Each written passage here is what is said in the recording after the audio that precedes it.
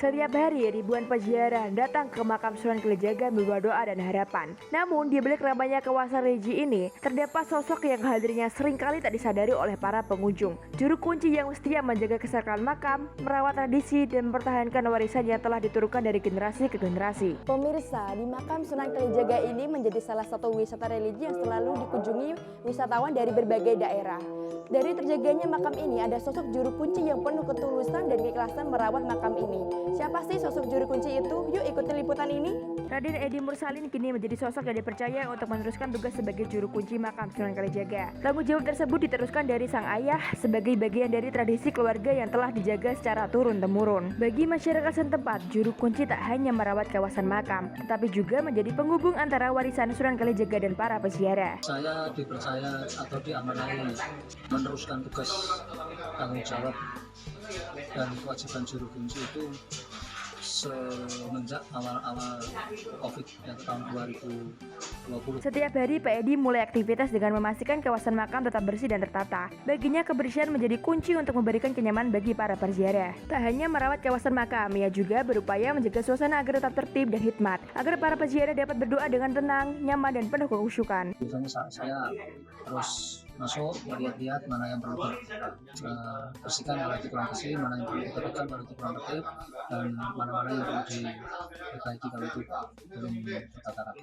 Sebagai juru kunci, Pak Edi tak hanya merawat kawasan makam, namun juga menjaga keberlangsungan tradisi dan telah diwariskan secara turun-temurun. Salah satu di antaranya adalah tradisi pembukaan pintu makam pada hari Jumat Pon, Jumat Kliwon, dan Jumat Pahing. Tradisi ini diawali dengan berdoa bersama, dilanjutkan dengan tabur bunga sebagai bentuk penghormatan kepada para sesepuh. Pemirsa, di tangan sosok Raden Edi Mursalin, tradisi dan warisan Sunan Kalijaga masih terjaga hingga saat ini.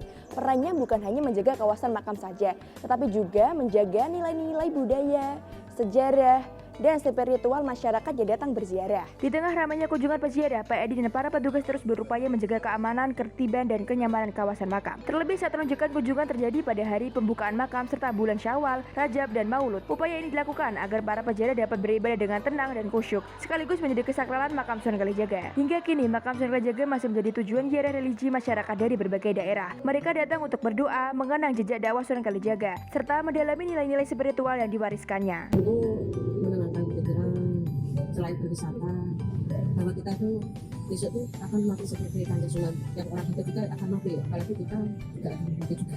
Kehadiran para peziarah memberikan dampak positif bagi masyarakat, terutama para pedagang. Ramainya kunjungan menjadi sumber penghasilan bagi warga yang menjual makanan, minuman, dan cenderamata khas Kadilangu. Kalau ada rezeki banyak, bisa balik lagi ke sini.